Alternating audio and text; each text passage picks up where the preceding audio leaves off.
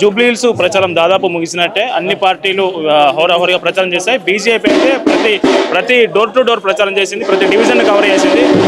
BJP విజయ అవకాశాలపై మనతో పాటు మాట్లాడడానికి ఎమ్మెల్సీ అంజిరెడ్డి గారు ఉన్నారు. నమస్తే అన్న, ఎట్లా మీ హోప్ ఏముంది? మీరు చూస్తూ ఉన్నారు ప్రచారంలో ఎంత ప్రతి ఒక్కరు బయటకు వచ్చి వాళ్ళే నమస్తే పెట్టి ఓటేస్తాం. ఎందుకంటే ఎన్నో సంవత్సరాల నుండి స్వాతంత్రం వచ్చిన నుంచి ఇంతవరకు బీజేపీ గెలవలేదు, డెవలప్మెంట్ లేదు. ఈ డెవలప్మెంట్ మీదేమో ఓటేస్తాం. అవి రెండు అవినీతి పార్టీలే ఉన్నాయి. ఈ అవినీతి పార్టీలను ఎట్టి పరిస్థితుల్లో కూకుటి వేళ్లతో మొలగొట్టాలి. అందుకోసానికి ఏంటంటే హిందువులు ఎంతమంది అయితే ఉన్నారో ప్రతి ఒక్క హిందువు ఎట్టి పరిస్థితులకు కంకణం కట్టుకొని భారతీయ జనతా పార్టీకి ఓటేయాలి. కేవలం 80,000 మంది ముస్లిమ్స్ ఉన్నదానికి వాళ్ళు కంకణం కట్టుకొని కాంగ్రెస్ పార్టీ ఏదైతే చేస్తూ ఉన్నదో దాని విరుద్ధంగా భారతీయ జనతా పార్టీకి హిందువులంతా ఏకతాటిగా పోయి మొన్న కూలగొట్టిన గుడి ఏదైతే ఉందో దానికి వస్తుందో పలకకుండా ఈరోజు ఏదైతే కబ్రస్థాన్ ఉందో కబ్రస్థాన్ 2000 గజాలు కేటాయించడం ఇళ్ళ మధ్యలో ఎంతవరకు సమంజసమని ప్రతి ఒక్క హిందువు ఆలోచిస్తూ ఉన్నారు. వీళ్ళు కాంగ్రెస్ పార్టీ ఏదైతే ఉన్నదో మహిళలను మోసం చేశారు, వృద్ధులను మోసం చేశారు, యువకులను మోసం చేశారు, కొత్త పెళ్ళైన జెండాకు మోసం చేశారు. అదేవిధంగా ఈరోజు కాంగ్రెస్ పార్టీలో డబ్బులు డెవలప్మెంట్ చేయడానికి బీఆర్ఎస్ పార్టీ గవర్నమెంటే లేదు.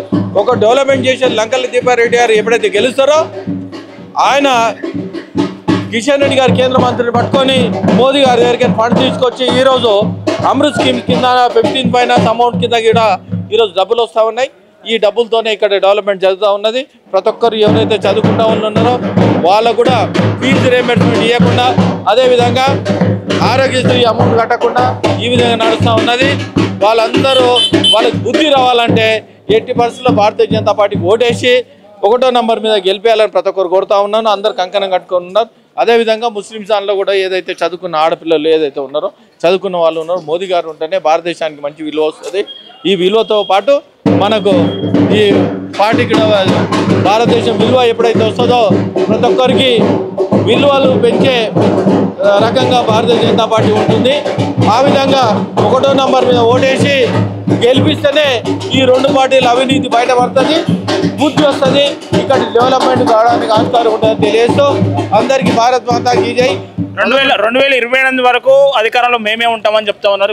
కొద్దిసేపటి క్రితమే మీట్ ది ప్రెస్లో సీఎం రేవంత్ రెడ్డి ఏం చెప్తారు? 2028 వరకు ఉంటారట. మీరు చూస్తూ ఉన్నారు. యాక్చువల్ ప్రతి ఒక్కరు ఎక్కడ చూసినా ఏ గల్లీ చూసినా ప్రతి ఒక్కరు బ్రహ్మరథం పడుతూ ఉన్నారు. ఇదే నిదర్శనము. ఈ నిదర్శనంతోనే నడుస్తూ ఉన్నది. దీన్ని బట్టి ఆలోచించుకోవాలి.